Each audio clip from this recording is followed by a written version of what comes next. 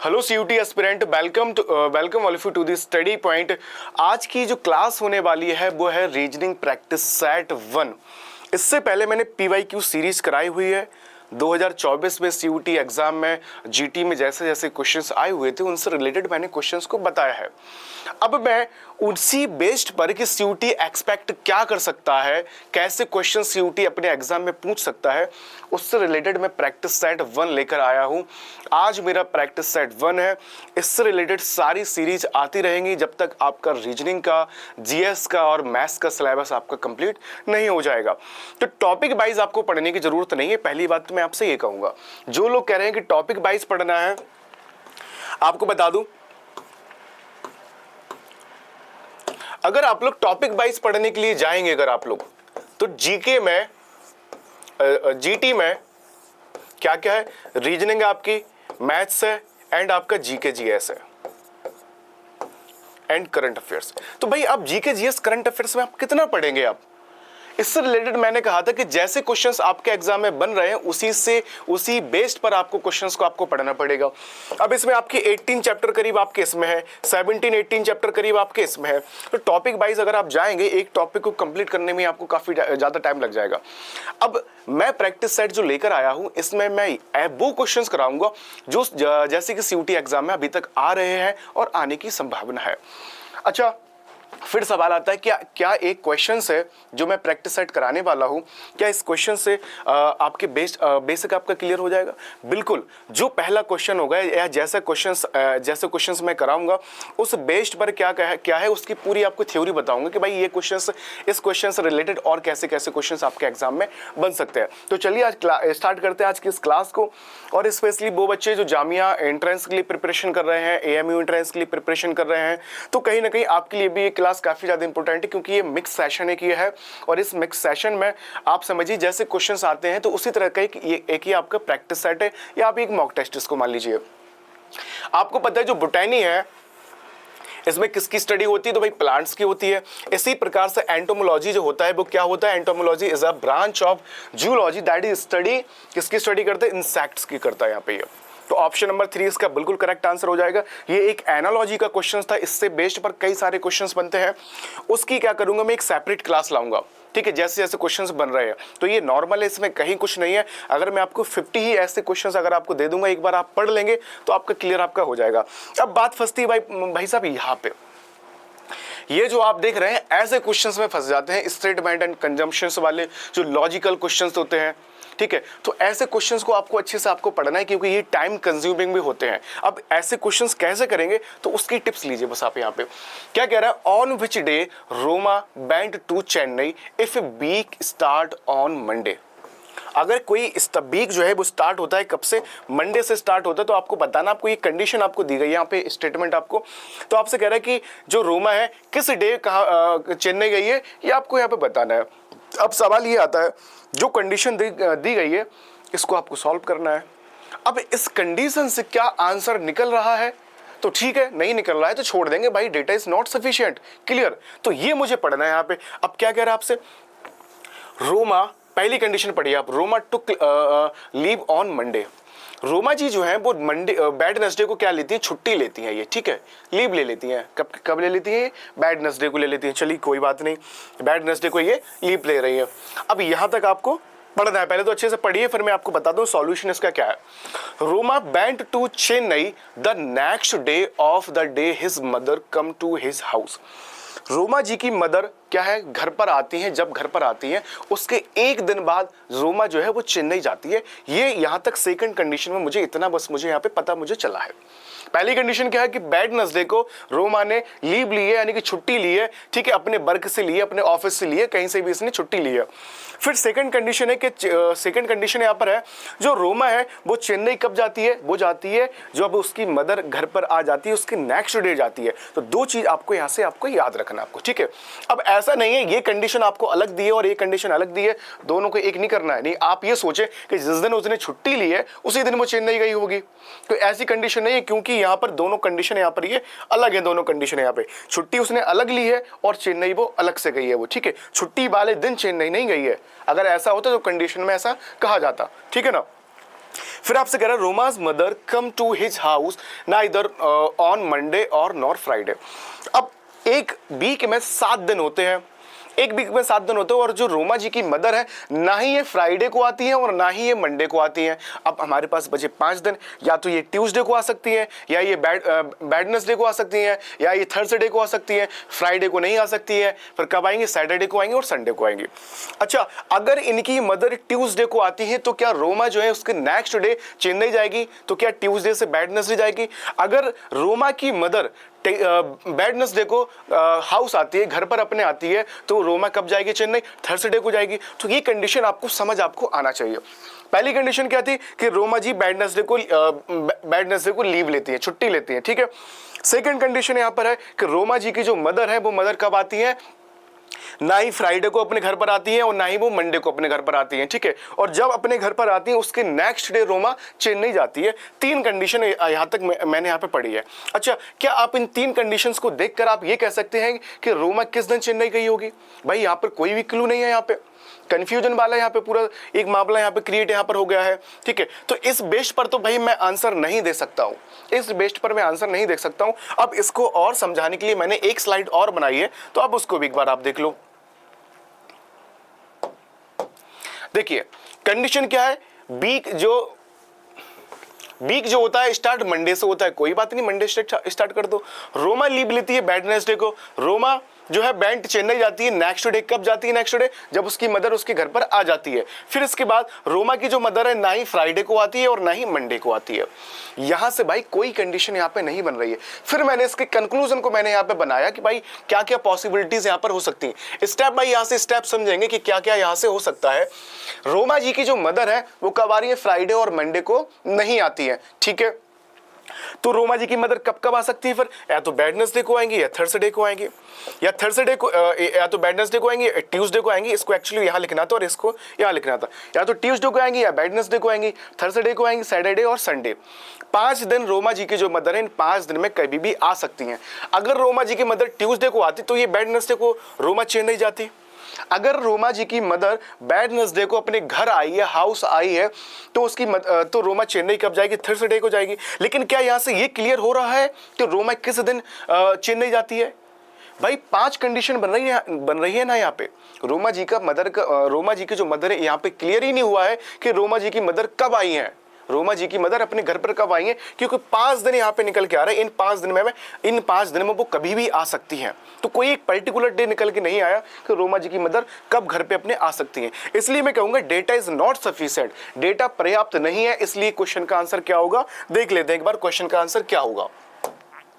इसलिए मैं यहां पे कह सकता हूं कि इवन अगर यहां पे देखा जाए ए और B and C together are not sufficient, तीनों ऑप्शन सफिशिएंट नहीं है। किसके लिए नहीं है? कि रोमा कब गई है चेन्नई। तो ये थे स्टेटमेंट वाले क्वेश्चंस। ऐसे क्वेश्चंस को आपको पढ़ना है, केयरफुली आप ऐसे क्वेश्चंस को पढ़िए और इस बेस्ड पर आपको आंसर आपको बताना है आपको, ठीक है। अब चलते हैं नेक्स्ट क्वेश्चन की तरफ। नेक्स्ट क्वेश्चन की तरफ नहीं जाएंगे, ये था भाई डे से रिलेटेड। और जब डे से रिलेटेड था तो इट मींस क्या हुआ कि भाई ये यहाँ पर कैलेंडर की कहीं ना कहीं यहाँ पे बात की जा रही है, यहाँ पर कैलेंडर की कहीं ना कहीं बात की जा रही है। अब कैलेंडर में मेरे पास एक चीज मैं आपको पहले और समझाता हूं। पहले मैं आपको इसको एक बार रफ कर देते हैं। इसको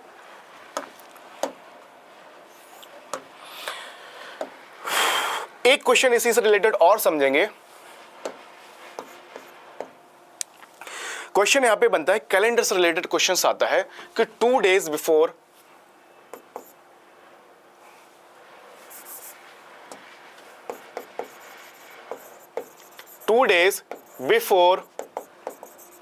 yesterday was Monday. 2 days before yesterday was Monday. फिर आपसे कह रहा है what will be day of the week after 3 day tomorrow। ठीक है, ये आपको एक क्वेश्चन आपको दिया गया है। ये आपको एक क्वेश्चन दिया गया है, कैलेंडर से रिलेटेड एक स्टेटमेंट वाले क्वेश्चन जैसा बन रहा था वहां पे, तो वैसे ही मैं यहाँ पे ऐसे क्वेश्चंस लेकर आता रहूंगा जैसे आपके सीयूटी एग्जाम में क्वेश्चंस बन रहे हैं। सारे डाउट्स आपके क्लियर हो जाएंगे आपके, ठीक है, सारे डाउट्स आपके क्लियर हो जाएंगे। अब इनसे रिलेटेड अगर आपको क्वेश्चंस चाहिए, अगर आपको पीपीटी चाहिए, पीडीएफ चाहिए जिसको आप सॉल्व कर सके, तो आप लोग कमेंट में बताएं, मुझे कमेंट में बताएं, तो मैं आपको एक पीपीटी में आपको प्रोवाइड करूंगा, ठीक है, ऐसे क्वेश्चन से रिलेटेड। पहली बात तो आपको ये समझना, जो यस्टरडे होता है, देखो टुडे, मैं अगर यहाँ पे टुडे की बात करूं तो टुडे के पहले आता है क्या, यस्टरडे, यानी कि बीता हुआ कल। टुडे के बाद क्या आता है, टुमारो, आने वाला कल, आने वाला कल। अब आपसे यहाँ पे कह रहा है कि 2 days बिफोर, कब, यस्टरडे के 2 days बिफोर। तो यहां पर है भाई क्या, टुडे है, यहाँ पे टुडे के पहले क्या होगा, यस्टरडे यहाँ पे कहीं ना कहीं यहाँ पर होगा, और इसके बाद यहाँ पर टुमारो यहाँ पर होगा, ठीक है, इसके बाद टुमारो होगा। 2 days बिफोर यस्टरडे, तो यस्टरडे ये है, इसके 2 दिन पहले, तो एक दिन इसका ये होगा कोई ना कोई, और इसका एक दिन फिर इसके बाद ये होगा। तो यस्टरडे के 2 दिन पहले क्या था, मंडे था यहाँ पे। इट मीन्स यहाँ पे क्या हुआ कि यहाँ पर जो है मंडे है। अब आपसे कह रहा है, कंडीशन में आपसे कह रहा है कि after what will be day of the week after 3 day tomorrow. तो टुमारो आपका ये रहा, टुमारो का एक दिन आपका ये हो गया, दूसरा दिन आपका फिर ये हो गया, एंड तीसरा दिन फिर आपका ये हो गया। आपका 3 दिन आपसे, तीसरे दिन आपका आपसे पूछ रहा है कि टुमारो के तीसरे दिन कौन सा दिन होगा, ये आपसे इसमें सिंपल सा आपसे इसमें पूछा गया है। तो मुझे पता है भाई ये यस्टरडे के 2 दिन पहले मंडे है, तो यस्टरडे के एक दिन पहले क्या होगा, ट्यूसडे होगा यहाँ पे। अच्छा, यस्टरडे वाले दिन क्या होगा, वेडनेसडे होगा यहाँ पे, क्लियर है ना। टुडे पर क्या होगा, थर्सडे होगा।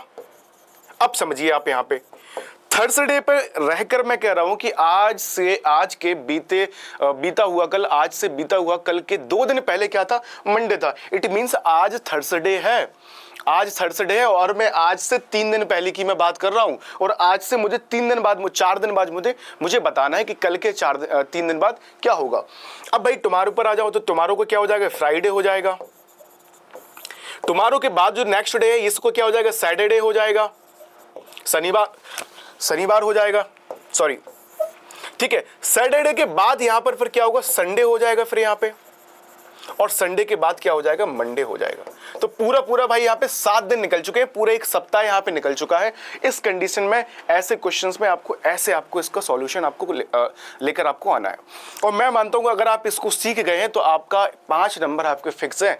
ऐसे क्वेश्चन यूडी में पूछे जाते हैं, ऐसे क्वेश्चन जामिया के जो इंडिविजुअल्स एग्जाम हो रहे हैं उसमें ऐसे क्वेश्चन आते हैं, EMU को एग्जाम में ऐसे क्वेश्चन आ रहे हैं, ठीक है। अब समझिए थोड़ा कैलेंडर से रिलेटेड। कैलेंडर की वैसे मैंने एक सेपरेट वीडियो बना दी है, लेकिन अब थोड़ा सा और यहाँ पे समझ लेंगे इसी से रिलेटेड। कैलेंडर में जो क्वेश्चंस बनते हैं, आपसे क्वेश्चंस आएगा, बताओ भाई 15 अगस्त 1947 को कौन सा दिन था। क्या मैं ज्योतिषी हूं, क्या मैं अंतर्यामी हूं, नहीं हूं, लेकिन इस बेस्ड पर आप बन सकते हैं। आप इस बेस्ड पर आप बन सकते हैं। आप एक एस्ट्रोलॉजर टाइप के आप बन सकते हैं, आप बता सकते हैं, भविष्य बता सकते हैं, आप भविष्य यहां से आप बता सकते हैं। तो सबसे पहले क्या है कि मंथ के कुछ कोड होते हैं, इन कोड्स को आप याद रख लो कि मंथ के भाई कोड क्या क्या होते हैं। और आपको पता है कि जो लीप ईयर होता है वो 4 साल में एक आपका लीप ईयर आता है, ठीक है। जैसे 2024 था, ये लीप ईयर था। अब लीप ईयर का मतलब क्या हुआ है, इसके लिए आप मेरी कैलेंडर की सेपरेट वीडियो देख सकते हैं प्ले लिस्ट में जाकर, ठीक है, आपको वहां पर मिल जाएगी आपको। लीप ईयर क्या होता है, लीप ईयर होता है भाई 4 साल में एक, जो आपका एक साल होता है इसमें क्या होता है कि 365 दिन तो होते ही है, प्लस में 5 आवर 48 मिनट एक्स्ट्रा होते हैं इसमें। अब इसको 6 आवर कंसीडर कर लिया जाता है और क्या होता है कि 4 साल में ये 6 आवर एक नया दिन एक्स्ट्रा बना देते हैं। इसलिए आपने देखा होगा कि जब जो लीप ईयर होता है उसमें जो फरवरी होता है वो कितने दिन का होता है, वो आपका होता है भाई 29 डेज का होता है। नॉर्मल ईयर में कितने का होता है, 28 का होता है। नॉर्मल ईयर में कितने का होता है, 28 का होता है। जैसे अभी फरवरी निकला है, ये वाला फरवरी निकला है, तो ये 28 डेज का था। लेकिन इसके पहले 2024 में 29 का फरवरी था। अब 29 का कब आएगा, 2028 में आएगा, 4 साल बाद, ठीक है। तो ये होती है बेसिकली लीप ईयर की कंडीशन। तो इन कोड्स को आप याद रख लेंगे। आपके जनवरी का कोड 1 होता है, फरवरी का कोड 4 होता है, मार्च का कोड 4 होता है, अप्रैल का कोड 0 होता है, मई का कोड यहाँ पर 5 होता, मई का कोड यहाँ पर 2 होता है, ठीक है, जून का कोड 5 होता है। तो अब इनको याद करने का तरीका ये है कि 144 025 036 146 खत्म, ऐसे आप इनको आप याद रखेंगे, ठीक है। एक बार इनको आप लिख लेंगे। फिर बात करते हैं भाई सेंचुरी कोड की। यहाँ पे अगर मैं यहाँ पे सेंचुरी कोड की बात करूँ तो स्टार्ट होगा आपका 1600 से, 1600 AD से, 6420, 6 4 2 और 0 आपका। फिर यहाँ से क्या होगा कि रिपीटेशन चलने लगेगा। यहाँ से 2000 में क्या हो जाएगा, फिर से 6 हो जाएगा, 2100 में क्या हो जाएगा, फिर से 4 हो जाएगा, 2200 में क्या हो जाएगा, फिर से 2 हो जाएगा, और 2300 में क्या हो जाएगा, फिर से 0 हो जाएगा।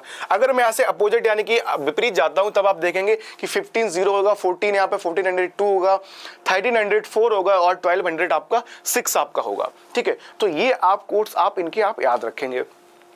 अब भाई आता है कि डे के कोड क्या होते हैं, तो संडे 1 हो जाएगा, मंडे 2 हो जाएगा आपका, ट्यूसडे आपका 3 हो जाएगा, ट्यूसडे के बाद वेडनेसडे आपका 4 हो जाएगा, थर्सडे 5 हो जाएगा, फ्राइडे 6 हो जाएगा, एंड सैटरडे आपका 0 हो जाएगा। ठीक है, तो ये आप इन कोड्स को आप याद रखेंगे आप।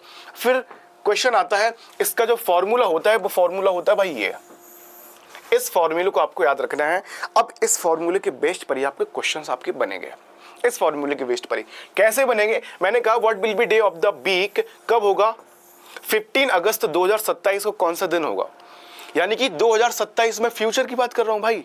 15 अगस्त 2027 को कौन सा दिन होगा, ये अब आप इन्हीं कोड्स के कोड के बेस्ड पर आप निकाल सकते हैं। आप कुछ नहीं करना है, डेट आपको क्या दिया, जो फॉर्मूला में आपको लिखा है सेम आप वैल्यू रख देंगे आप। ठीक है, डेट कितनी है, 15 है, तो मैंने 15 लिख दिया। अच्छा, फिर बात आती है यहाँ पे अगस्त मीन्स यहाँ पर क्या है, मंथ कोड। तो मंथ कोड में मुझे देखना है कि अगस्त का जो मंथ कोड है वो क्या है, 3 है यहाँ पे। अब इस 3 को लिख देंगे आप, 3 हो गया। सेंचुरी कोड, सेंचुरी क्या है यहाँ पे, 2000 ही तो सेंचुरी है ना। 2027 जो है वो क्या है, ईयर है, लेकिन 2000 क्या है, सेंचुरी है, और 2000 की सेंचुरी क्या है यहाँ पे, 6 है यहाँ पे, 6 है यहाँ पे भाई, तो मैं यहाँ पे 6 लिख देता हूँ। फिर आता है कि ईयर, इस 2000 एडी में कितने ईयर गुजर चुके हैं, क्योंकि आपको पता है कि 2001 आया, फिर 2002 आया, उससे पहले 2000 था, उससे पहले 19 का दौर चल रहा था। ठीक है, जिस टाइम पे हमें मूवीज आती थी, 90s की मूवी देखते होंगे आप लोग। ठीक है, और वो दौर था जिसमें हमें आज़ादी भी मिली 1947 में। तो आप समझिए ये 2000 एडी में कितने साल गुजर चुके हैं, 27 साल भाई गुजर चुके हैं। अच्छा, इन 27 ईयर्स में कितने लीप ईयर होंगे, तो इसको मैंने आपसे कहा था कि आप 4 से आप डिवाइड कर दीजिए। 4 से आप डिवाइड करेंगे तो कितने टाइम्स कट रहा है इससे पहले वाला नंबर। ठीक है, तो 6 टाइम देखेंगे आप, 6 टाइम 24 कट जाएगा। ठीक है, तो मैं कह सकता हूं कि ये जो 6 है, इस 27 ईयर में क्या होंगे, 6 आपके लीप ईयर आपके हो जाएंगे। तो 6 को आप यहां लिखेंगे और डिवाइड कर देंगे आप 7 से। आप सबको जोड़ भी सकते हैं, 7 से डिवाइड करेंगे आप, नहीं कर सकते अगर आपको जोड़ना है तो आप क्या करेंगे, इस 7 से मैं अगर इसको डिवाइड करूंगा तो यहाँ से 1 रिमाइंडर आएगा, 14 डिवाइड हो जाएगा मेरा, 14 डिवाइड के बाद यहाँ पे ये 15 है, 1 रिमाइंडर होगा। 3 डिवाइड नहीं होगा, कोई बात नहीं, लेकिन अगर मैं 3 और 6 को जोड़ दूं तो ये 9 बन जाएगा, और 9 को अगर मैं 7 से डिवाइड करूँ तो यहाँ पर कितने निकल के आ जाएगा, 2 निकल के आ जाएगा। 7 डिवाइड हो जाएगा, 2 यहाँ पे रिमाइंडर यहाँ पे निकल के आ जाएगा। ठीक है, अगर मैं 7 से 27 को डिवाइड करता हूँ तो कितने टाइम से कट जाएगा, कितने टाइम से नहीं कटेगा, कितने टाइम से आएगा, ये 21 डिवाइड हो जाएगा, तो निकलेगा यहाँ से कितना, 6 यहाँ से रिमाइंडर निकलेगा। 7 से 3 में अगर मल्टीप्लाई करते हैं 7 का तो 21 डिवाइड होता है, इसके बाद 28 डिवाइड होगा, लेकिन यहाँ पर तो 27 है यहाँ पे, तो मैं कहूँगा कि भाई यहाँ पे 21 यहाँ पे डिवाइड हो जाएगा, और रिमाइंडर कितना आएगा, 6 आएगा, तभी तो 21 और 6 मिलकर 27 बनाएगा। ठीक है, ये आपको याद रखना है। अच्छा, ये 6 है, अब 7 से डिवाइड नहीं हो रहा है तो कोई बात नहीं, क्या करिए आप, इसको 1 को लिखिए, अब आप यहाँ पे 2 को लिखिए आप यहाँ पे, 6 को लिखिए आप यहाँ पे, और इस वाले 6 को लिखिए आप। अब फिर से 7 से डिवाइड करिए, 1 और 2 3 हो जाएगा, 3 6 9 हो जाएगा, 9 प्लस 6 कितना हो जाएगा, 15 को 2 से डिवाइड करेंगे तो यहाँ पे कितना निकल के आ जाएगा, 1 निकल के आ जाएगा। और 1 पे मैंने आपको क्या लिखाया है, संडे, क्या लिखा है, संडे। तो मैं कह सकता हूँ कि 15 अगस्त 2027 को कौन सा दिन होगा, संडे होगा।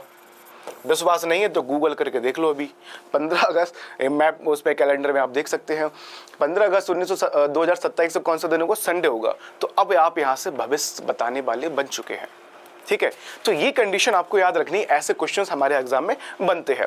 अब इनसे रिलेटेड डेली ही प्रैक्टिस सेट में कराऊंगा, डेली ही जब मैं प्रैक्टिस सेट कराऊंगा, जब मैं डेली ही ऐसे क्वेश्चंस कराऊंगा तो आपको सब कुछ आपको याद आपको हो जाएगा, सारे क्वेश्चंस आपको सारे ही क्वेश्चंस आपसे बनने लगेंगे। लेकिन फिर सवाल ये आता है कि क्या मुझे टॉपिक वाइज पढ़ना चाहिए? मैं कहूँगा कि आप इनको सॉल्व करो, जितनी आप रीजनिंग की प्रैक्टिस करेंगे उतने ही आप स्ट्रॉन्ग आप अपने सब्जेक्ट को आप बना सकते हैं।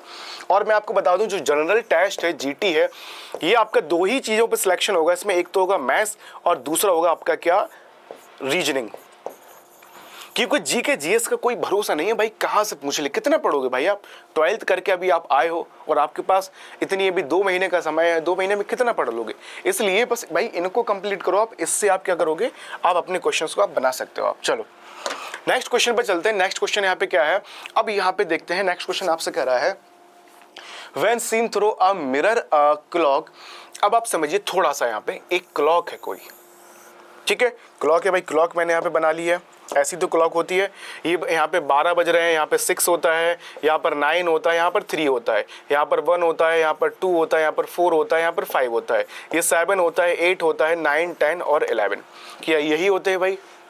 अब इसमें कुछ हैंड्स होती हैं, हैंड्स मीन्स होता है सुइयां।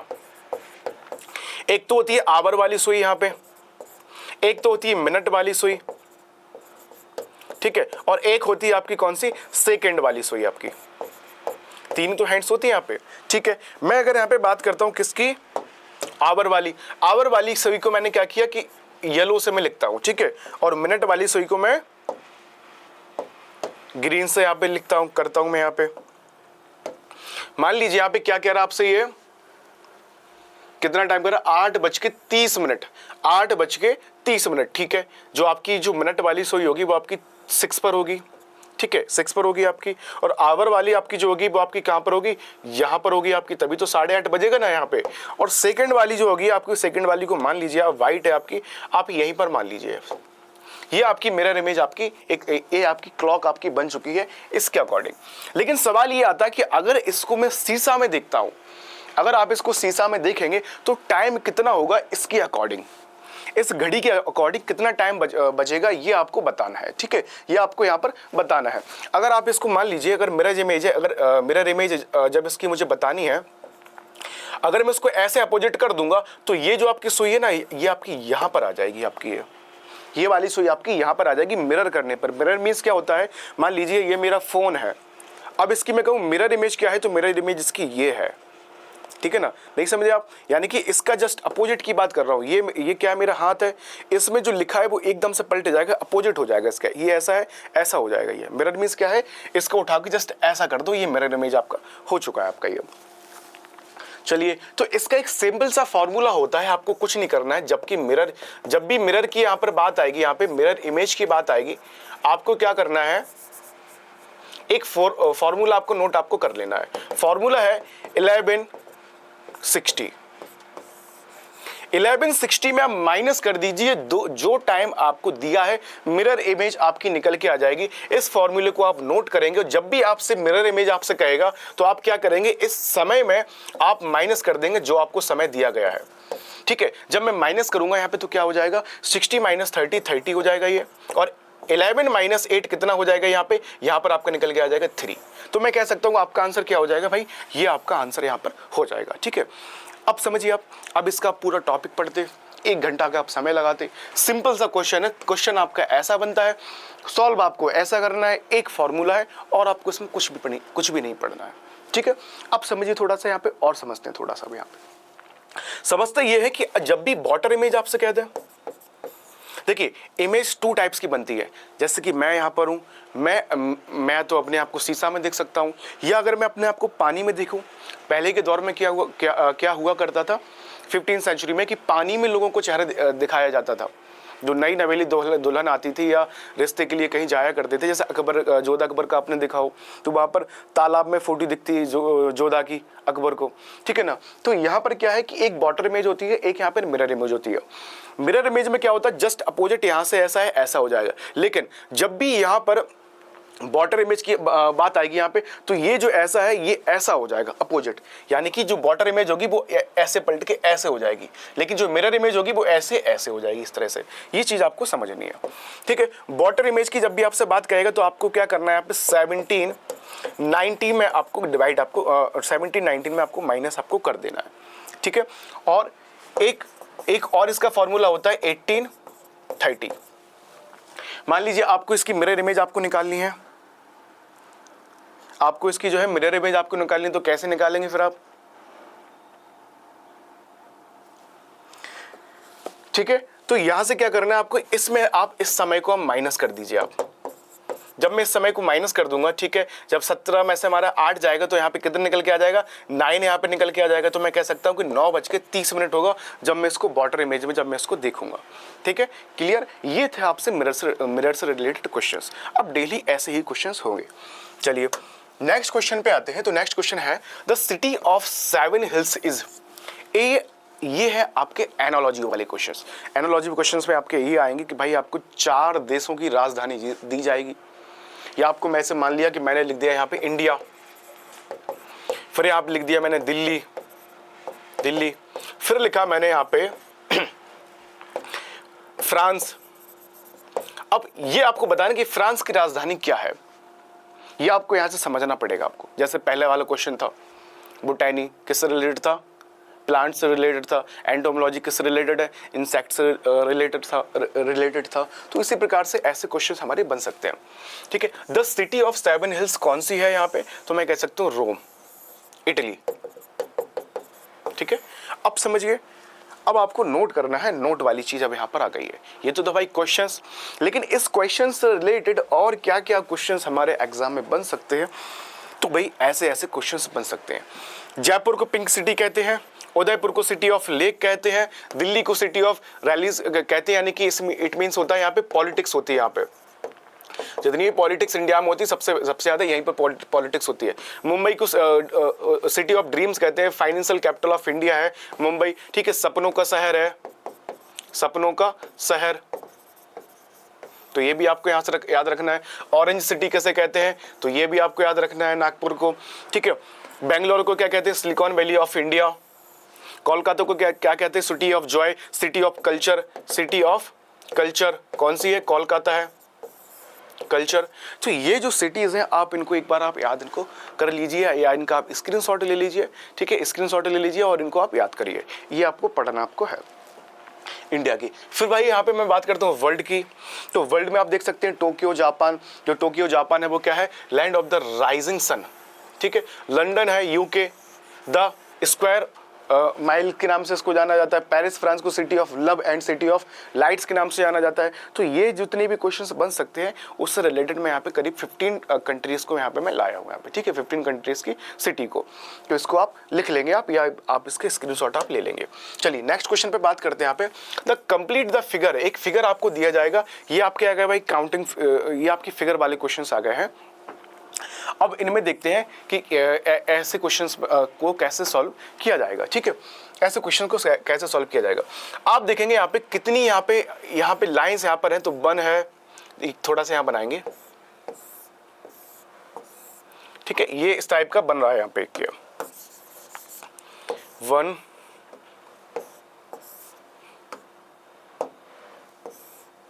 हाँ, ये फिगर मेरा बना हुआ है। तो लाइंस कितनी है, एक तो लाइन भाई आपकी ये है, दूसरी आपकी ये है, तीसरी आपकी ये है, चौथी आपकी ये है। तो इससे रिलेटेड क्या बन सकता है ये मुझे यहाँ पे बताना है बेसिकली, कि इससे रिलेटेड जो है भाई क्या क्या बन सकता है ये मुझे बताना है। तो देखो आप क्या इससे रिलेटेड कुछ ऐसा कुछ बन रहा है यहाँ पे। देखो एक सेकेंड, थोड़ा सा गड़बड़ हुआ यहाँ पे, यहाँ देखेंगे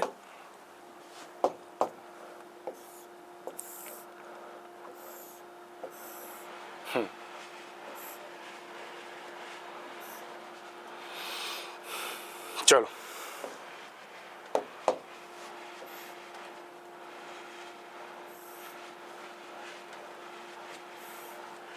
सही है ना। हाँ, ये बन रहा है यहाँ पे।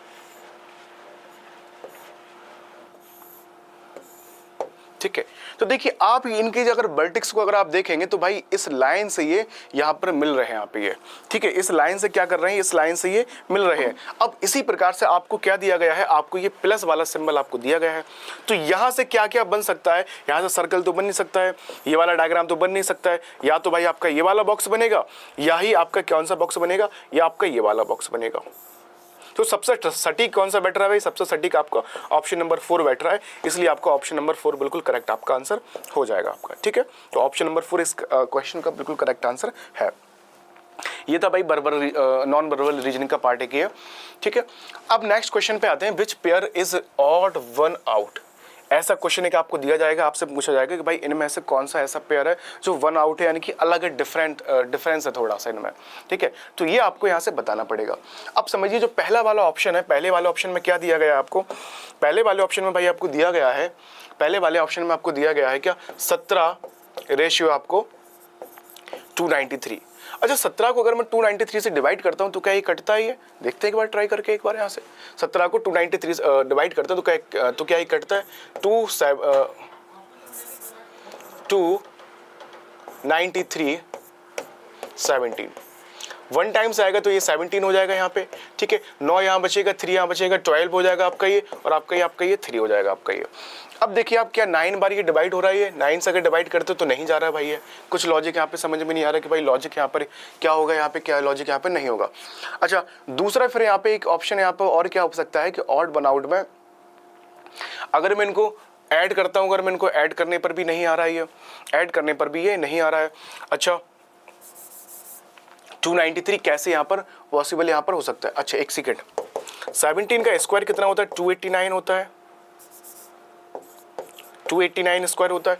289 से कितना ज़्यादा है ये? क्या ये 4 ज़्यादा है? अगर इसमें 4 ऐड करता हूँ तो 293 हो सकता है ये, ठीक है। 293 ये हो सकता है, ये 293 हो सकता है। अच्छा इसके बाद फिर बात करते हैं 21 की। अगर इसकी 21 का स्क्वायर करेंगे तो कितना हो जाएगा? ये हो जाएगा 1 2 और 2 और 2 हो जाएगा ये, ठीक है, और 2 और 2 हो जाएगा। तो मैं कह सकता हूँ 241 आपका करीब आपका ये आपका स्क्वायर आपका इसका हो जाएगा। एक सेकेंड, ये 4 होगा ना आपका, ये 441 आपका हो जाएगा। अगर 441 में मैं 4 ऐड करता हूं तो कितना? ये 445 आपका बन जाएगा।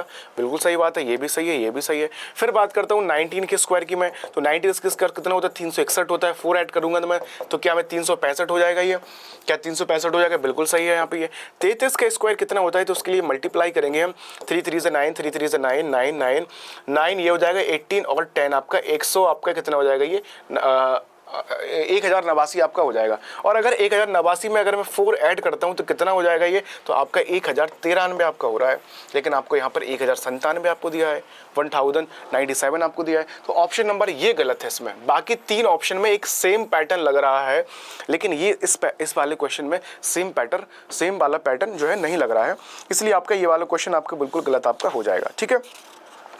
तो कुछ इस तरह से आपको क्वेश्चंस को आपको देखना है कि कैसे कैसे आपके एग्जाम में क्वेश्चंस बन रहे हैं, कैसे कैसे क्वेश्चंस नहीं बन रहे हैं।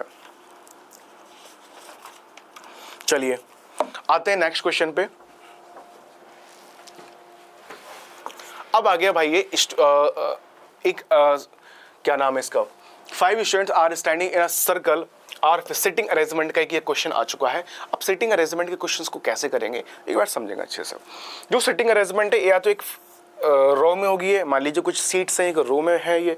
दूसरी जो सिटिंग अरेंजमेंट होती है वो होती है एक सर्कल में, एक गोल टेबल है, कोई यहाँ बैठा है, कोई यहाँ बैठा है, कोई यहाँ बैठा है, कोई यहाँ बैठा है, कोई यहाँ बैठा है, कोई यहाँ बैठा है, ठीक है, कोई यहाँ बैठा है।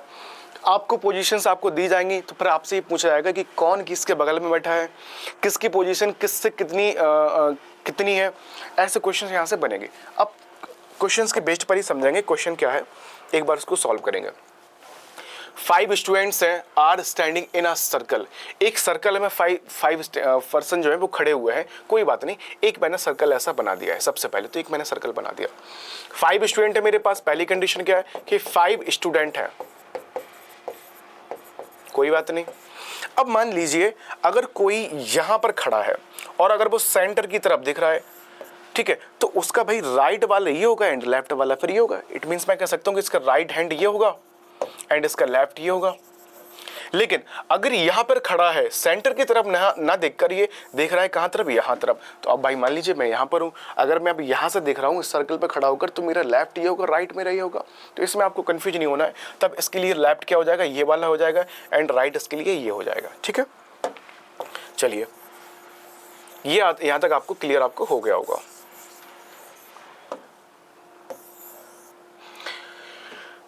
अब क्या कर रहे हैं भाई, ये सेंटर की तरफ फेस कर रहे हैं, तो मैं समझ चुका हूं कि जो राइट वाला है वो आपका ये होगा आपका, एंड आपका जो लेफ्ट वाला है वो आपका लेफ्ट आपका इस तरफ आपका काउंट किया जाएगा आपका। ठीक है, लेफ्ट आपका इस तरफ आपका काउंट किया जाएगा। फिर आपसे कह रहा है कि अभिनव इज बिटवीन आलोक एंड अंकुर। जो अभिनव भाई साहब हैं, अभिनव ये किसके बीच में है, या तो आलोक के और अंकुर के बीच में है, ये आलोक के और अंकुर के बीच में ये भाई साहब है। ठीक है, तो यहां तक आपको समझ में आपको आ गया होगा। लेकिन कंडीशन यहां पर ये भी तो हो सकती है कि अंकुर यहां पर हो सकता है और आलोक साहब जो है वो यहां पर हो सकते हैं, ये भी तो कंडीशन हो सकती है। तो यहां से अभी फिलहाल क्लियर नहीं हुआ है कि आलोक इस तरफ है या आलोक उस तरफ है, या अंकुर उस तरफ है या अंकुर इस तरफ है, तो ये चीज क्लियर नहीं हुई है। लेकिन ये चीज क्लियर हो गई कि इन दोनों के बीच में कौन है, इन दोनों के बीच में अंकुर है। कोई बात नहीं। फिर आपसे कह रहा है कि Apoorva is on the left of Abhishek. अब मुझे क्लू मिल गया यहां से। अब क्या करिए आप, अब अभिषेक को आप कहीं पे भी मान लीजिए। अब मैंने क्या किया कि अभिषेक को यहां पर मान लिया, अभिषेक यहां पर है। अच्छा, मैंने आपसे कहा था कि अभिषेक भाई साहब जो है वो सेंटर में दिख रहे हैं सारे लोग। जब सेंटर में ये देख रहे हैं, यहां तरफ इनका फेस है, तो राइट इनका ये वाला होगा एंड लेफ्ट इनका ये वाला होगा, यानी कि इस डायरेक्शन में लेफ्ट होगा एंड इस डायरेक्शन में राइट होगा। तो ये चीज आपको क्लियर आपको हो गई होगी। 5% है तो मान लीजिए 5% है, 1 आपका ये है, 2 आपका ये है, 3 आपका ये है, 4 आपका ये है एंड 5 आपका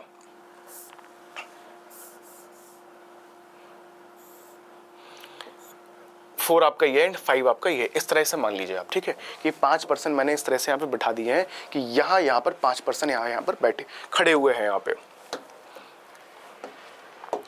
फिर आपसे कह रहा है कि अपूर्वा जी जो है is on the left of Abhishek. जो अपूर्वा है ये लेफ्ट, जो अपूर्वा है वो लेफ्ट में है, किसके हैं, अभिषेक के हैं। तो अभिषेक का लेफ्ट तो ये है। इट मीन्स क्या हुआ कि जो अपूर्वा जी जो होंगी वो अपूर्वा यहाँ पर हो जाएंगी, अपूर्वा यहाँ पर हो जाएंगी। इन्हीं की तो लेफ्ट में, अभिषेक के लेफ्ट में अब आ गई ना अपूर्वा जी। अपूर्वा किसके लेफ्ट में है, अभिषेक के लेफ्ट है, तो लेफ्ट में है, तो अभिषेक का लेफ्ट तो ये है। चलो यहाँ से क्लियर हो गया है कि अपूर्वा जो है वो अभिषेक के लेफ्ट में यहाँ पर है। अब मेरे पास 3 यहाँ पर लोग यहाँ पर बचे हुए हैं, 3 लोग यहाँ पर बचे हुए हैं। तो एक बात तो यहाँ से क्लियर हो गई है कि अभिनव जी जो होंगे वो ना तो यहाँ होंगे और ना ही यहाँ पर होंगे। क्यों नहीं होंगे, क्योंकि अभिनय जो है वो अंकुर और आलोक के बीच में है। अगर अभिनव को मैं यहाँ पर रखता हूँ तो यहाँ पर तो अपूर्वा हो गई है, और यहाँ पर किसी को भी अगर आप रखते हैं तो ये वाली कंडीशन तो फॉलो करेगी नहीं फिर। तो यहाँ से एक बात क्लियर हो गई है कि जो अभिनव है वो अभिनव भाई साहब यहाँ पर है। लेकिन ये क्लियर नहीं हुआ है कि आलोक यहाँ पर है या यहाँ पर अंकुर है, या आलोक यहाँ पर है या अंकुर यहाँ पर है। ये चीज क्लियर नहीं हुई है। अब समझते हैं। Left, Alok is on the left of Apoorva. अब इसने कह दिया है कि जो आलोक है वो अपूर्वा के लेफ्ट में है। तो अपूर्वा का लेफ्ट कौन सा है, अपूर्वा का लेफ्ट ये है। तो आलोक साहब कहां पर होंगे, यहां पर होंगे आलोक। जब आलोक यहां पर है तो अंकुर यहां पर हो जाएंगे आपके, अंकुर आपके ये हो जाएंगे आपके अंकुर। तो ऐसे क्वेश्चंस को आपको इस तरह से आपको सॉल्व करना है। सारी कंडीशन मेरी यहाँ पे फॉलो मेरी यहाँ पर हो चुकी है, सारी ही कंडीशन क्या हो गई मेरी यहाँ पर फॉलो हो चुकी है। फिर आपसे ये कह रहा है यहाँ पे, ये कह रहा है who is sitting immediate right of Abhinav. तो अभिनव भाई साहब कहाँ पर है, अभिनव तो देखो ये है यहाँ पे अभिनव। अभिनव का राइट कौन सा होगा, ये वाला होगा। तो अभिनव के राइट में कौन है यहाँ पर, अंकुर है। तो अंकुर ऑप्शन नंबर यहाँ पर जो है बिल्कुल बी, बिल्कुल इसका करेक्ट इसका आंसर हो जाएगा इसका आंसर। ठीक है, इसका ऑप्शन नंबर बी बिल्कुल करेक्ट इसका आंसर हो जाएगा। चलिए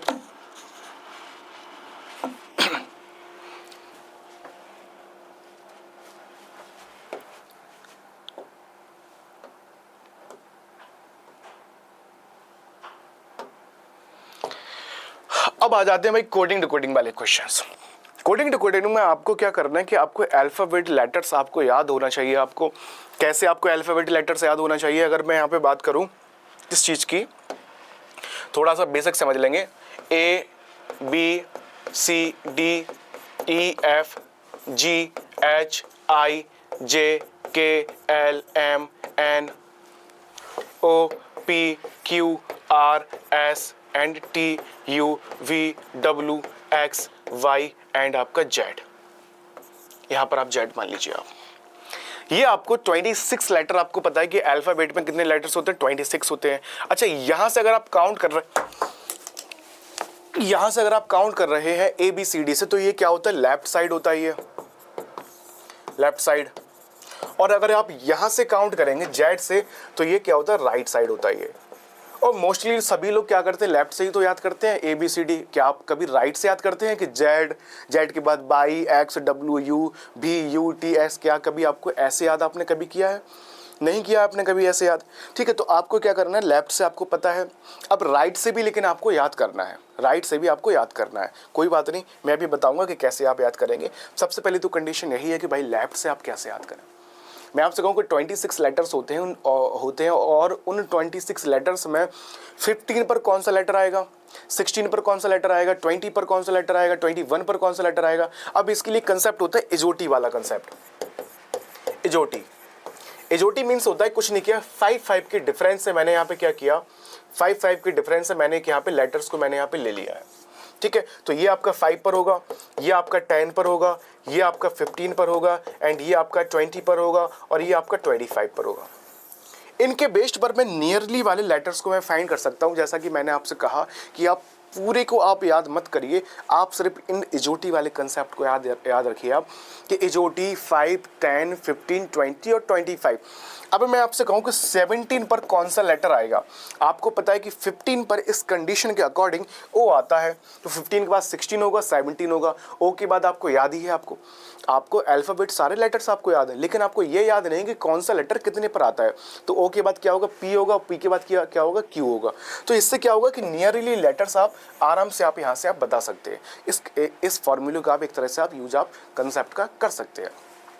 फिर सवाल आता है कि आपने इनको तो आपने याद कर लिया है कि कौन सा लेटर कितने पर आएगा, लेकिन राइट से अगर आपसे पूछ लिया जाए कि राइट से कौन सा लेटर आएगा, राइट से कौन सा लेटर कितने पर आएगा। अभी तो आप लेफ्ट से बता रहे हैं, ये कंडीशन कहाँ से है, ये लेफ्ट से है, लेकिन मैं आपसे अब ये कहता हूँ कि राइट से बताइए कि राइट से 10 नंबर पे कौन सा आएगा। इट मीन्स ये हुआ कि 1 2 3 4 5 6 7 8 9 10। 10 पर क्या है, यहाँ पर क्यू आया है। ठीक है, 10 पर यहाँ पर क्या आया है, क्यू यहाँ पर एक तरह से यहाँ पर आया हुआ है। तो कैसे आप फाइंड करेंगे आप, उसके लिए क्या कंसेप्ट है। ये तो भाई लेफ्ट के लिए है, तो उसके लिए कंसेप्ट कुछ नहीं है। आपको क्या करना है, जैसे कि मैंने आपसे कहा कि राइट से 10 पर कौन सा लेटर होगा, तो आपको क्या करना है कि 27 माइनस 10 कर देना। आप यहाँ से निकल के आएगा 17। अब ये जो 17 निकल के आया है, ये आया है लेफ्ट से, और लेफ्ट से आपको पता है कि 17 पर क्यू आता है। ठीक है, लेफ्ट से आपको पता है कि 17 पर क्यू आता है। जो 17 पर लेफ्ट से क्यू आएगा, वही 10th पर राइट से भी आएगा क्यू। ठीक है, अब मैं आपसे कहता हूँ कि 14 मान लीजिए, 14 पर राइट से कौन सा लेटर आएगा, यानी कि आपको जेड से आपको काउंट करना है। तो आप क्या करिए कि 27 में 14 को माइनस कर दीजिए, यहाँ से 13 निकल के आ जाएगा। और ये जो 13 है, ये क्या है, ये भाई क्या है, लेफ्ट से निकल के आ चुका है, लेफ्ट से। और लेफ्ट से आपको पता है कि 13 पर क्या आएगा, नहीं पता है तो आपको पता है कि 13 से पहले क्या आता है, 13 से पहले 10 आएगा, और 10 पे जे आता है, जे के बाद 10 के बाद 11 12 13। ठीक है, जे के बाद के एल एम, तो मैं कह सकता हूँ कि एम 13 पर क्या आएगा, एम आएगा। जो 13 पर एम आ रहा है लेफ्ट से, वही राइट से 14 पर भी एम आएगा। तो ये इस तरह से आप लेटर्स को आप याद रख सकते हैं। ठीक है, अब इसकी प्रॉपर भी वीडियो अगर मैं लाऊंगा, अगर आप लोग कहेंगे कोडिंग टू कोडिंग, तब मैं लेकर आऊँगा। गोल्ड यहाँ पर लिखा हुआ है, गोल्ड को क्या लिखा जाता है, जो गोल्ड है उसको लिखा जाता है क्या,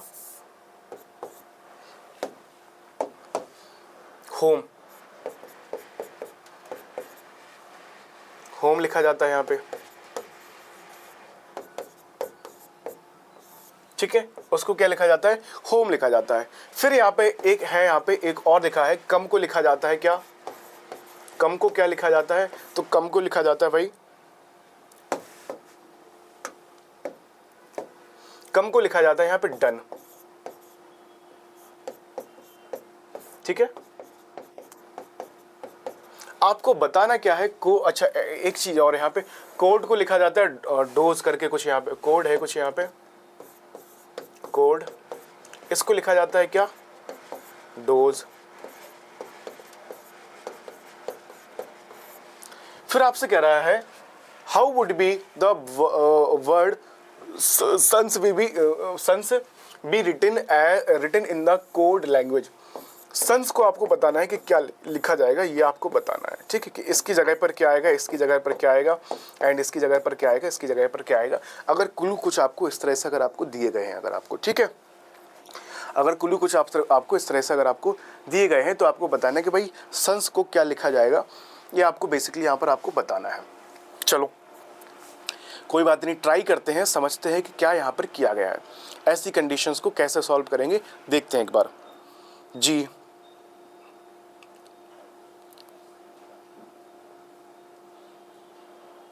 कम CD, ठीक है, एस के बाद 9T हो जाएगा, कोई बात नहीं। अब आपको पता है कि G के बाद H आता है, ठीक है, G के बाद प्लस H आता तो प्लस बन किया, O के बाद O ही, O के बाद यहाँ पर इसने चेंज नहीं किया है, O को इसने O ही लिख दिया है, जैसा O लिखा है वैसा ही इसने क्या किया है, O को O ही लिख दिया, इसमें कोई चेंजमेंट इसमें नहीं है। अच्छा, L के बाद यहाँ पर क्या आएगा, M आएगा तो इसमें प्लस बन किया, D के बाद यहाँ पर क्या आएगा तो यहाँ पर भी प्लस बन किया है, D के बाद E आएगा, फिर क्या किया है कि C के बाद यहाँ पर D आता है, प्लस बन किया है, O को चेंज इसने नहीं किया है, इट मीन्स ये हुआ है कि सेकेंड टर्म को यहाँ पर ये चेंज नहीं कर रहा है। M के बाद यहाँ पर N आएगा, M के बाद यहाँ पर N आएगा यहाँ पे, ठीक है, M के बाद यहाँ पर N आएगा, फिर यहाँ पर क्या हो रहा है कि जो E है यहाँ पर E को क्या किया है कि यहाँ पर E को सेम का सेम एज इट इज़ यहाँ पे लिख दिया गया है, ठीक है, E को यहाँ पे एज इट इज़ इसने यहाँ पे लिख दिया है। चलो कोई बात नहीं, इसमें चेंजमेंट इसने नहीं किया है, इसको 0 कर दो आप। C के बाद D +1, इसमें कोई चेंजमेंट नहीं, R के बाद S +1 और D के बाद यहाँ पर E हुआ +1।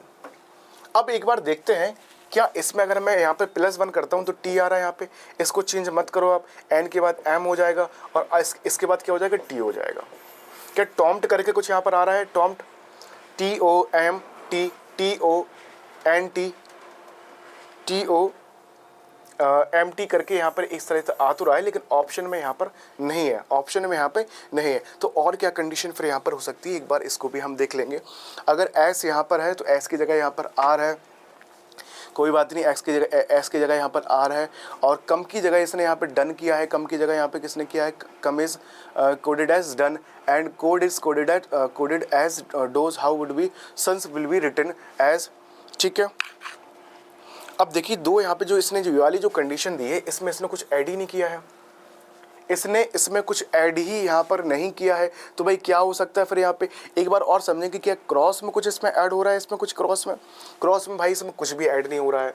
अगर मैं यहाँ पर बात करूँ, अगर मैं यहाँ पे D से यहाँ तक जाने में बड़ी दिक्कत हो जाएगी, G से यहाँ तक जाने में भी थोड़ी दिक्कत हो जाएगी, ठीक है, ओके, हो सकता है, थोड़ा सा पॉसिबल हो सकता है अगर इसमें कुछ ज़्यादा अगर मैं ऐड करूँ, अगर मैं, लेकिन नहीं होगा। D से H में जाने के लिए मुझे 4 चाहिए, क्योंकि ये 8 पर आता है और ये आपका 4 पर आएगा आपका, ठीक है, तो यहाँ से ऐड जाने के लिए 8 चाहिए मुझे, लेकिन E से D में जाने के लिए मुझे क्या करना पड़ेगा कि एक माइनस मुझे करना पड़ेगा, ठीक है, तो ये कंडीशन तो यहाँ पे फॉलो नहीं करेगी। तो मेरे ख्याल से क्वेश्चन में कुछ मिस्टेक है। यहाँ पर क्या होगा कि +1 होगा यहाँ पर, तो ये भी क्या होगा, यहाँ पर +1 होगा, ये भी क्या हो जाएगा, D की जगह यहाँ पर E की जगह यहाँ पर F हो जाएगी, क्योंकि यही वाली कंडीशन सभी में लग रही है। क्या हो रहा है कि इसमें +1 हो रहा है, ठीक है, और इसके बाद ये एज इट इज़ लिखा रहेगा, इसमें +1 हो रहा है और इसमें +1 हो रहा है, इसमें भी +1 हुआ है, ये एज इट इज़ लिखा है, इसमें भी +1 हुआ है और इसमें भी +1 मुझे करना पड़ेगा, क्योंकि इन दो कंडीशंस के अकॉर्डिंग, ठीक है, +1 एज इट इज़, +1 और +1, इसमें +1 ऑलरेडी हो रहा है। तो अगर इसके अकॉर्डिंग इसमें +1 करता हूँ, इसमें कुछ चेंज नहीं करता हूँ, इसमें +1 करता हूँ और इसमें +1 करता हूँ, तो आपका आंसर कुछ टॉम्ट करके इस तरह से आ जाएगा, ये यहाँ पर M होगा। तो ऑप्शन नंबर पहला इसको सही हम कर लेंगे, ठीक है। ये ऐसी कंडीशंस बन सकती है, थोड़ी सी मिस्टेक इसमें आई थिंक हो चुकी होगी, इसमें हो गई होगी इसमें थोड़ी बहुत मिस्टेक, ठीक है। चलिए नेक्स्ट क्वेश्चन है, इस क्वेश्चन का आप लोग एक बार जल्दी से आप लोग आंसर बताएंगे कि इसका आंसर क्या होगा, इसका आंसर।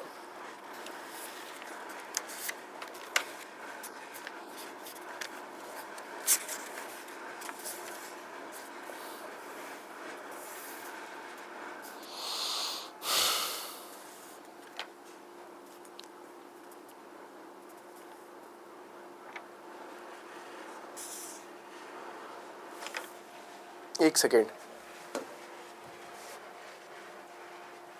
सन्स है ना, सन्स तो यहाँ पे जो है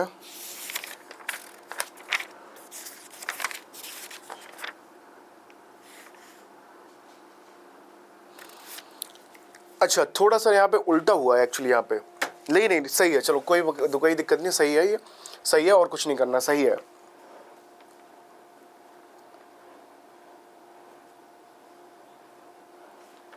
चलिए नेक्स्ट क्वेश्चन देखिए क्या है, क्वेश्चन में थोड़ा सा मिस्टेक है वो। What is the number should replace the question mark. इस क्वेश्चन जो मार्क है यहाँ पर नंबर क्या आएगा ये आपको बताना है। अगर 8 से 72 बनता है, 16 से 272 बनता है, 12 से 156 बनता है, तो आपको बताना है कि 600 जो बनेगा वो कितने नंबर से बनेगा। पहले ऑप्शन की अगर मैं बात करूं तो क्या हो रहा है यहाँ पे 72 बन रहा है, किससे बन रहा है, लेकिन ये 8 से बन रहा है। तो 8 से कब बनेगा, जब 8 में मैं 9 का मल्टीप्लाई करूंगा तभी तो बनेगा ये, कोई बात नहीं। अगर मैं 16 में 9 का मल्टीप्लाई करूं तो कितना हो जाएगा ये 16 अगर हम 9 का मल्टीप्लाई करूं तो कितना हो जाएगा ये, तो भाई यहाँ से तो ये नहीं हो रहा है, यहाँ से तो ये नहीं हो रहा है, यहाँ से ये। अच्छा, एक कंडीशन यहाँ पर और है, यहाँ पे ये क्या हो रहा है, यहाँ पे कंडीशन यहाँ पे बन सकती है कि मेरी यहाँ पे 9 हो जाएगा, ठीक है, डिवाइड करने पर। समझते हैं,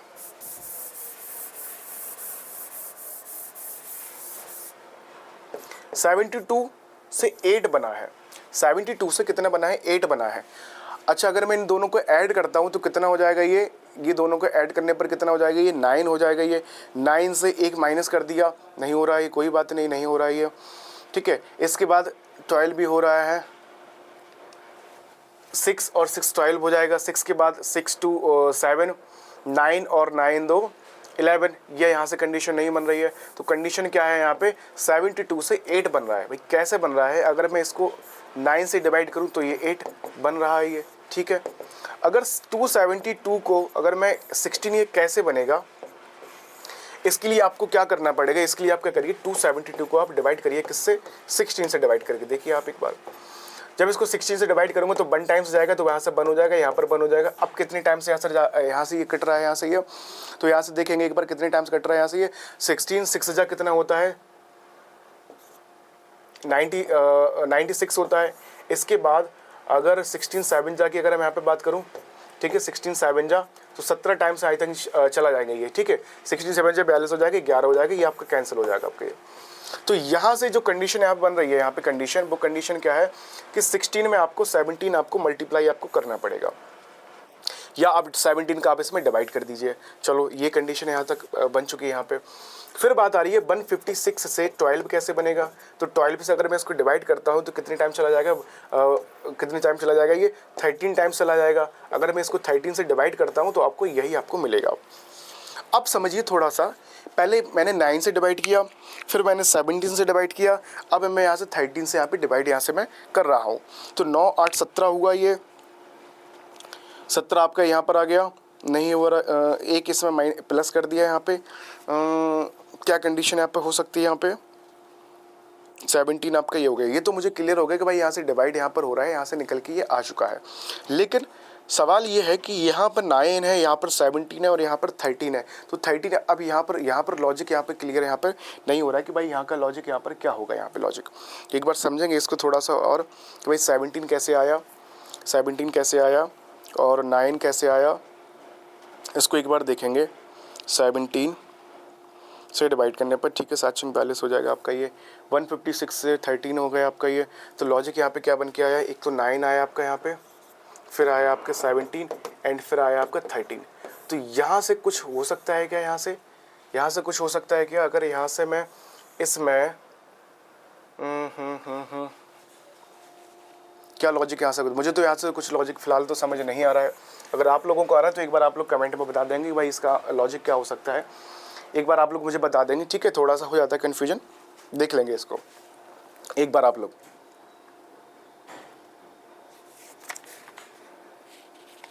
बाकी मैं देखता हूँ जैसे क्वेश्चंस मैंने बनाए हुए हैं।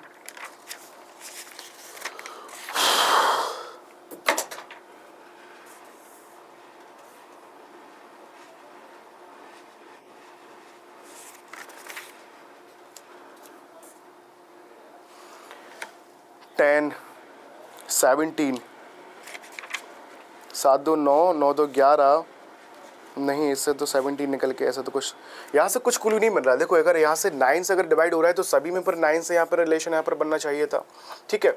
सभी से यहाँ से 9 में यहाँ से रिलेशन बनना चाहिए था। अरे ओके ओके ओके ओके, हो तो गया क्लियर, क्या दिक्कत है भाई, हो गया। देखो, ये जो नंबर है इसी से तो एक ज़्यादा है ना, ये 9 1 प्लस ज़्यादा ही तो है ना। ये यहाँ पर 16 था तो यहाँ पर 17 हो गया, और यहाँ पर 12 था तो यहाँ पर कितना हो गया, 13 हो गया। यहाँ पे प्लस 1 किया गया, यहाँ पे सभी में, यहाँ पर प्लस 1 किया गया सभी में। लेकिन फिर सवाल आता है कि यहाँ पर जब 1 किया गया है तो यहाँ पर फिर क्या होना चाहिए, यहाँ पर क्या होना चाहिए। अगर मैं यहाँ पर 10 से डिवाइड करता हूँ तो कितना हो जाएगा, 60 हो जाएगा, लेकिन 60 + 1 यहाँ पर 61 होना चाहिए, 61 यहाँ पर होना चाहिए। फिर यहाँ पे ये तो एक बात ये तो क्लियर यहाँ से हो गई है, यहाँ से एक बात ये क्लियर हो गई है कि जो भी नंबर से डिवाइड होगा उसका एक ज़्यादा ये होगा, उसका एक ज़्यादा यहाँ पर होगा, ठीक है। लेकिन अब यहाँ पर नंबर हम कौन सा ले सकते हैं, क्योंकि 600 तो कई नंबर से डिवाइड हो रहा है ना, 600 जो आपका हो रहा है वो कई नंबर से डिवाइड हो रहा है ना। तो कोई ऐसे क्वेश्चन में क्या किया गया कि इसके एक ज़्यादा नंबर से इसको डिवाइड किया गया, ठीक है। 72 को 9 से डिवाइड किया गया, ठीक है, तो आपको 8 मिल जाएगा। इसके बाद इसको 13 से डिवाइड किया गया तो आपको 12 टाइम्स जाएगा ये। इसको 17 से डिवाइड किया गया है तो ये आपका 16 टाइम्स जाएगा। लेकिन फिर सवाल आता है कि यहाँ पर जो 600 है कई नंबर से डिवाइड ये हो रहा है, ये 20 से भी जा रहा है, ये 600 20 से भी जा रहा है, ये 30 से भी डिवाइड हो रहा है, ये 30 के बाद 40 से भी आपका डिवाइड हो जाएगा ये। तो आपको यहाँ पर ऑप्शन तो कुछ यहाँ पर है नहीं यहाँ पे, ठीक है, आपके ऑप्शन तो यहाँ पर कुछ यहाँ पर दिए नहीं गए। यहाँ पे एक बार रफ ही कर देंगे इसको, ये इसके अलावा कोई ऑप्शन नहीं दिया गया है क्वेश्चन में। तो यहाँ पर मैं मान के चलूँगा शायद ऑप्शन यहाँ पे जिसने टाइप किए हैं, मेरे जो टाइपिस्ट हैं उन्होंने शायद ऑप्शन इसमें रखे नहीं है, इसके कुछ ना कुछ ऑप्शन इसके होंगे, ठीक है। और उन ऑप्शन से ही इसका आंसर यहाँ पर कुछ ना कुछ यहाँ पर आंसर यहाँ पर आएगा, क्योंकि 600 कई नंबर से डिवाइड ये हो रहा है। लॉजिक मुझे पता चल गया है कि 13 में 1 ऐड करूँगा तो ये 13 से 12 टाइम्स जाएगा ये, इसमें 1 ऐड करूँगा तो 9 से 8 टाइम्स जाएगा ये, इसमें 1 ऐड करूँगा तो ये 17 से 272 टाइम्स ये जाएगा, ठीक है। चलिए नेक्स्ट क्वेश्चन पे चलते हैं। नेक्स्ट क्वेश्चन क्या है, लॉजिक आप समझ गए होंगे। ऑप्शन यहाँ पे मेंशन एक तरह से नहीं है तो उसको हम बाद में देख लेंगे, ठीक है। अब इस वाले क्वेश्चन को देखिए कि इस वाले क्वेश्चन का आंसर क्या होगा, इस वाले क्वेश्चन का आंसर क्या होगा। एक बार इसका आंसर आप लोग मुझे जल्दी से आप लोग मुझे कमेंट में आप लोग मुझे बताएंगे।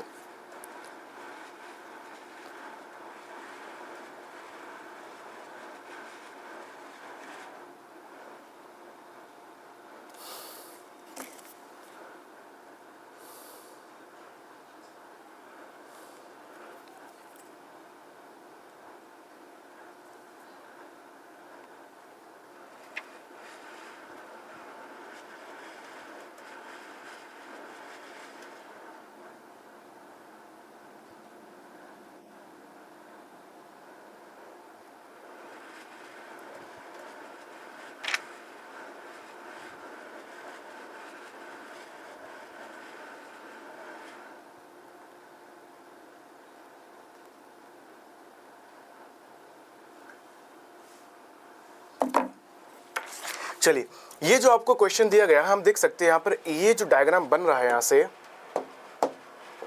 यहाँ से लेकर ये वाला डायग्राम, ये डायग्राम देख सकते हैं आप, इसमें बन रहा है और किसी में ये किसी में जो है इस तरह का डायग्राम सेटिस्फाई नहीं कर रहा है, ठीक है। तो ऑप्शन नंबर आपका ये वाला सेकंड आपका बिल्कुल इसका करेक्ट इसका आंसर हो जाएगा आपका। चलिए इसके बाद नेक्स्ट क्वेश्चन है ये स्टेटमेंट एंड कंजम्पशंस वाला। अब इसको करेंगे नेक्स्ट सेशन में, प्रैक्टिस सेट 2 में करेंगे, क्योंकि आज टाइम काफ़ी हो गया है और मिनिमम मुझे 1 घंटे की मुझे क्लास लेनी है और अभी मेरी ऑफलाइन क्लैट की क्लास है, इसलिए मैसेज भी आ गया है मेरे पास कि सोहू आपकी क्लास है, जल्दी से आप लोग आइए, आप आइए, कहाँ हैं आप, काइंडली शेड्यूल रिकॉर्डेड अकॉर्डिंगली, ठीक है। चलिए आज के लिए इतना ही, थैंक यू सो मच। आपसे मिलते हैं नेक्स्ट प्रैक्टिस सेट में। कैसी लगी वीडियो आप लोगों को एक बार आप लोग कमेंट करके ज़रूर बताएंगे। Thank you so much.